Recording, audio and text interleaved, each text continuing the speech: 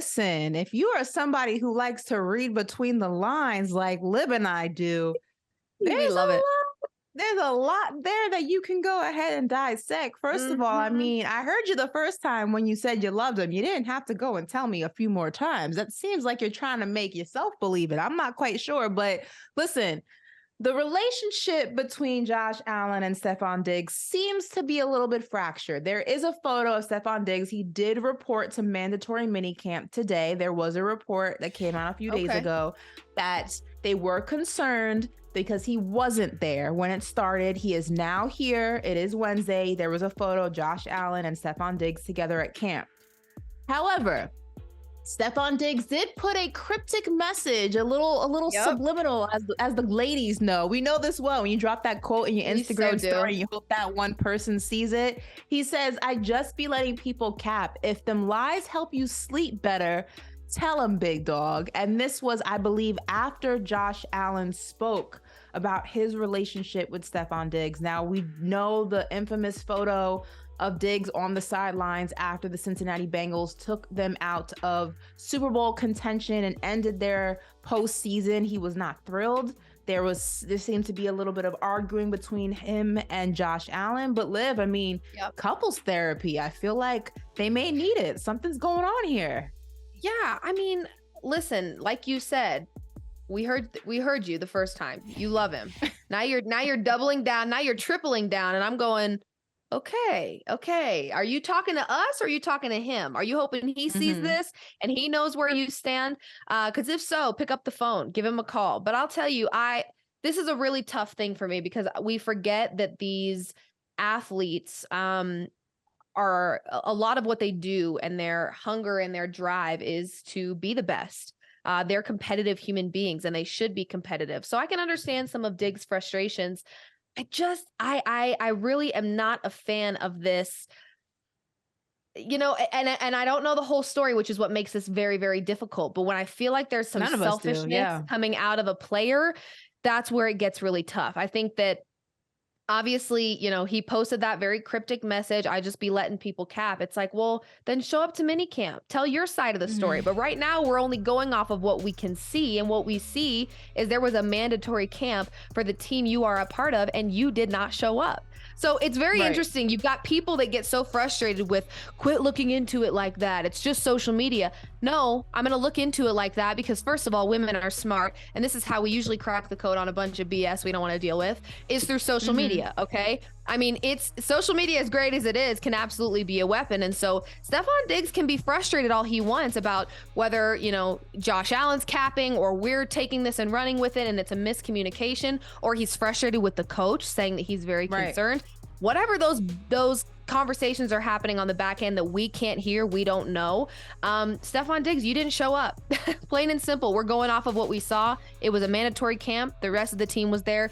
You did not show first day. That sent a message. Whatever that message was, I don't know, but it sent a message. Absolutely. Yeah, I mean, he's breadcrumbing a little bit. It's saying a little, not saying enough, so you can kind of feel, connect the dots on your own, and that's not cool. I mean, I'm somebody who says, say it with your chest or don't say it at all. It is interesting though.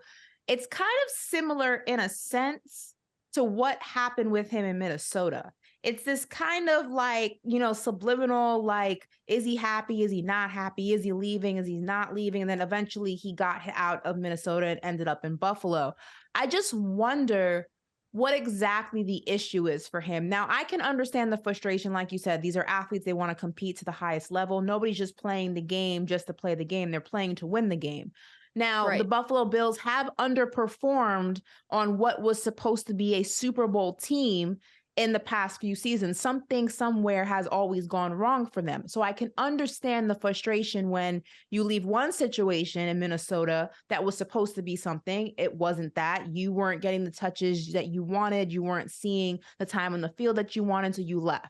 You come to Buffalo. It's a situation where the team at one point said, hey, work with us. We will get there. And that was a few seasons ago. You haven't been there yet. I can get that frustration, but I don't know if he just feels he's kind of screaming into an empty room, and the guy who's supposed to back him, QB1, is not backing him the way that he would like, Or if it's just a little bit of spoiled brat syndrome where it's like it's not Yeah. happening fast enough for you. So now it's like I'm going to stomp my feet and cry in the corner because it's not happening fast enough on my timeline. I'm leaning towards Yeah. a little bit of both. It's definitely both, I think, but I think that's where I'm kind of getting over this. I'm getting frustrated with this instant gratification. I want to be Mm. good right now. I want to win right now. I want to get paid right now. Whoa, pump the brakes. This is like this is a process. I mean, my God, it does there that's where to me sometimes we start teetering that spoiled brat line of but again, hard to even talk about something that we haven't seen every angle of. But again, when you don't show up, you leave room for a lot of interpretation. Right now, my interpretation is spoiled brat syndrome, unfortunately. Listen, and speaking of frustration, you know who's frustrating me? DeAndre Hopkins, because what do you want? I'm going to quote the Notebook. What do you Do want? you Listen, want? I spoke to DeAndre Hopkins last week, roughly, or about a week and a Yeah. half ago, and he went through, what he was looking for in a team. He listed a bunch of quarterbacks he would love to play for. I can tell you one thing, Liv, out of the 5 names he gave me, Mac Jones was not one of them. Oh, and I'm very confused on how the Patriots, I was confused on how the Titans were in the mix. I can make some cases for the Titans. I am deadly confused on how the Patriots are now in the mix. I am deadly confused on how you go from Kyler Murray and now you're like, I think I'll be okay with Mac Jones. I have no idea what DeAndre Hopkins wants. If it's just the check, if it's just the money, that's okay. But I was under the impression you wanted to go to a contender. I was under the impression you wanted a top 5 quarterback. If that was what you wanted, this is not the place for you. I have no idea what's going on. I'm so confused. This is again, these are these off-season conversations that we have in every sport. We've had them with the NBA as of late of, a guy like we had the same conversation about James Harden.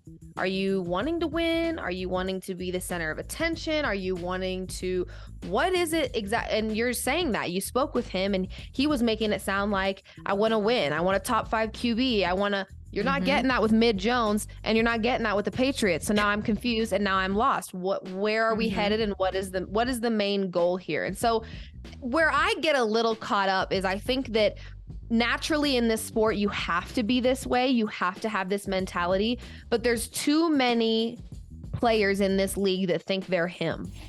So their expectation of what they deserve versus what they get is warped. Their reality is maybe different than everybody else's reality. I'm not saying that's the case with DeAndre Hopkins, but I think that's where we get this me, I syndrome. And we're, again, wanting to be somewhere that feels good. Does anybody really always feel good about their job? Not me. No. 9 to 5. I mean, right. I mean, like, come on. It's not, we can't have everything, we can't have everything. So again, I don't know what he is what he wants. Once I have more clarity on that, I think I can clear up, maybe start thinking about some different places for him to go. But Patriots, Mac Jones, I'm not entirely sure what he sees over there. And I don't know if the Patriots are just, I don't know. I have no idea. I agree with you completely. I mean, before we move on to another player looking to get paid, I just kind of wish that people would just come out and say what it is. If you just want to get paid. I'm not mad at you. Like if I had the opportunity to go somewhere, and make $50 million, let's just say, and I had the opportunity to go somewhere and make less money and maybe win a ring, depending on where I am in my life, I might just take the 50M. Screw it. I'm not going to take the gamble. But like people lead with this whole, like, I want to win. I want a championship, X, Y, and Z thing. And then you kind of just do a complete 180. And now it's like, you're entertaining teams and relationships and conversations rather with teams that aren't going to get you there. So if it's not about the chip, that's fine, but don't make it seem like it is. And then just all of a sudden it's really not, I just don't. Correct. I'm not saying that's what he's doing. I'm just saying in the conversation that we had when I spoke to him, I was adamant he was going to go to the Chiefs, to the Bengals, to the Ravens, to the Cowboys, to some place that was, he said he didn't want to go to the Cowboys. I just threw that in there. I was manifesting. Sorry. Wishful thinking by Ash there. That was called manifestation, but I don't know. But there's another guy who the Cowboys see twice a year looking to get paid. What's going on with Saquon? Yeah, I don't know. I was like looking at all these things and I'm like, is he in Lamar mode? Is this him feeling like he deserves more? I'm not sure what's going on, but this is what Saquon Barkley had to say. What do you think is going to happen? They tagged the top 3 guys. We didn't get a chance to hit the open market. So when we don't get a chance to hit the open market, it hurts a guy like Miles. It hurts all those other guys. They put the cap at 10. And then when they have the tag, they have all the leverage. And that's the reality of it. But there's a personal side of it too. There's a human side of it too. And when you talk about the running back, no, I don't agree with that. I think that it's not fair because I don't think Tennessee Titans is a great team, but Derrick Henry's one of those guys on those team. St. Fran's a great team, but Christian McCaffrey's one of those guys on the team. Josh Jacobs, the list go on and on. And I think when you talk about the New York Giants, I think even Pierce came out and said it. I have a lot of respect in this league, and I think that's how it should be viewed. And I'm going to be honest right now. That kind of reminded me of the live. Remember the Jalen Ramsey thing where he says, I don't know, you tell me. That was kind of a long-winded version of that. You know what? I'm going to tell you, I actually really loved that soundbite. And I'm going to tell you a few reasons why. One, I felt like what we were just talking about. Be honest. Be transparent. Yeah, where are you frustrated and why? And he did that. He said, listen, they put the cap here. That's not fair to a guy like me who's a really great athlete, because he is. And we know habitually running backs get disrespected in this league. They're kind of a liability. They've got the injuries. Mm-hmm. He has had the injuries. So I can understand it. But do I need to remind the Giants that their quarterback is Danny Dimes? I'm not entirely sure I trust his arm all season long. I'm not entirely sure that I trust him to win a Super Bowl without a guy on the ground like Saquon Barkley. So I really appreciate his transparency. I really appreciate his honesty. More than anything, I appreciated when he said, it's also a human thing. Like, I'm a human. This is what I'm just talking now human to human, not contract to athlete. And I really appreciated that. I felt like he was very transparent. You could tell he's got some frustrations, and I just love the transparency, which is what you were just tapping into with DeAndre Hopkins. No, I agree with you completely. And he's been transparent, I feel like, throughout this entire process. Earlier, he said, not in this clip, but there was an earlier quote from him. And he said, look, I understand what the league is now. I understand what the market is now. I just want what I'm deserved. And to me, that means, look, I'm not looking for Ezekiel Elliott money. I know running backs aren't getting paid like that right now, unless you're a running back / wide receiver. But I also know what I mean to this Giants offense, and I want what's due to me because of that. I mean, he makes up probably, if I had to guess, around last season, probably about 40% of their offense. And that's not even an exact number. It might be more. I mean, he is a big chunk of that offense. And I know what's going to happen in the NFL. We see this all the time. The ownership and Saquon, they're going to play a game of chicken and see who makes the turn first before they both crash into each other. But I'm in the situation, I'm in the mindset right now that I feel like the Giants need Saquon more than Saquon needs the Giants. And that's not to say he's going to get a massive payday someplace else, because I don't think he will, just because the league does not value running backs. And we've seen that. And I think it's only continuing because now it's a pass first league. But I think the Giants cannot afford, like you said, Danny Dimes is your quarterback. Unless you want him picking up that 40% and running for his life every down, I'd advise you to pay Saquon. Because even having Saquon for 75% of the season, 50% of the season, 95% of the season is better than not having him at all. I don't know if you want to take that gamble. And you know what? And the last thing I'll say on the Saquon Barkley situation is this. I think when listening to that soundbite and him talking and exactly what you said, we know that running backs don't get paid well. They don't get respected enough in this league. I'm sure part of what Saquon was saying in the beginning about the cap and about the miscommunication, a friend of yours, I had this conversation a while ago with Melvin Gordon. The Chargers did the same thing to him long ago, and the public was in outrage thinking that he left and he betrayed them.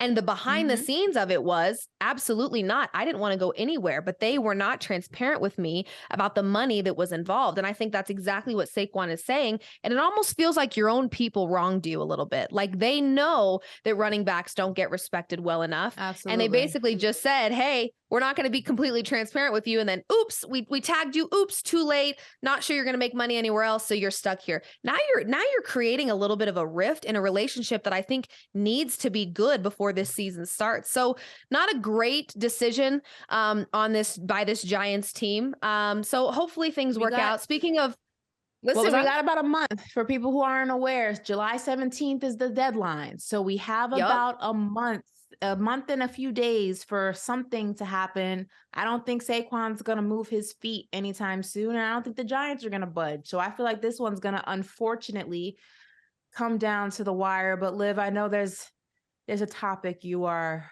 passionate about getting to, and we have the time to do it. So here we go. We do. And you know what? It reminds me of one of the things I was going to say was just like the social media aspect of the NFL and what these players do and the negotiations and the contracts. Everything is so public now.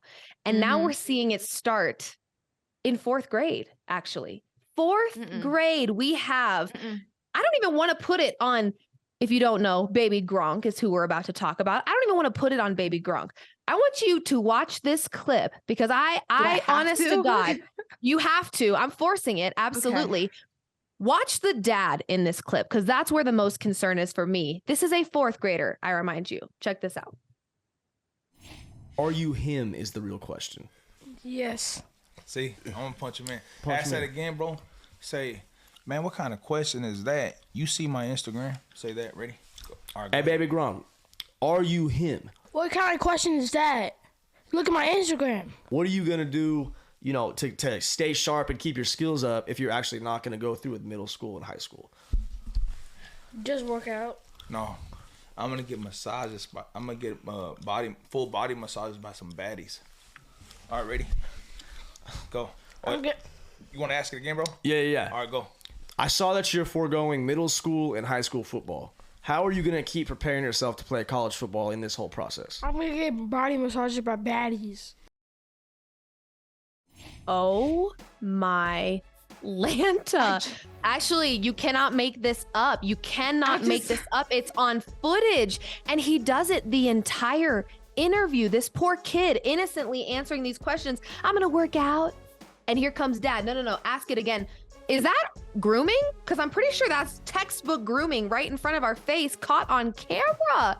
It is embarrassing. It is so embarrassing. She's sick. She's speechless. I have nothing. But you know what? I haven't released the DM. I'm not a screenshot DM like releaser. It's not my thing. I've been contacted by this man at least 3 times.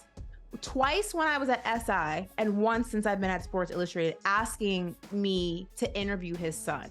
I had no idea what a baby Gronk was. So I was like, I don't even know what the hell this is. What is a baby Gronk? I was like, what is a baby Gronk? And now that I know who he is, I wish that I didn't. This is so gross to me. And like, I started in Pop Warner. So like, I know what youth football is. And I understand the craze of it, especially in the South. But like, we're not just talking about a dad, pushing his kid as an athlete and nourishing his dreams and nourishing his desire to be a football player. That's cool. I love that. Amazing. Training him, working out with him in the backyard. That's cool. We hear stories about that all the time. Jamal Murray's dad made him put hot tea on his thighs. Whether you agree or not, that's what they did. But we're talking about a dad grooming his son to be something other than a 10-year-old. It's weird. It's very weird. Yes. I don't. I mean, again, you have a younger sister as a dancer. Are you grooming her answers? Like, it's weird. No. And you know what? I think, okay, telling him, hey, no, talk about this and tell them about that experience you did. Full body massages by baddies.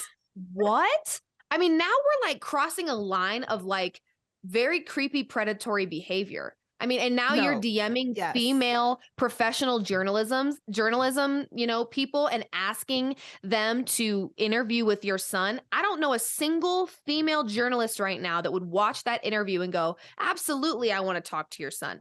In fact, there is a female, there's a female TikToker that I follow. Her name is Lacey, and she does incredible work, incredible content. She made a TikTok that said her experience with baby Gronk. She agreed to meet, and the dad the whole time kept saying, take your jacket off. It'll get more views. Take your jacket off. Like we'll get way more talk about. I mean, it's becoming now predatory behavior. And at this point, this dad is doing so much damage to this young kid. It is unbelievable. So he thinks that what he's doing is smart and it's getting him this, but it's absolutely foolish behavior. Hey, baby Gronk Sr., if you wanted to be a football player, you should have worked harder, bro. Listen, we'll be right back with Vince. I just can't believe that. Massages by baddies. That's gross. Unbelievable.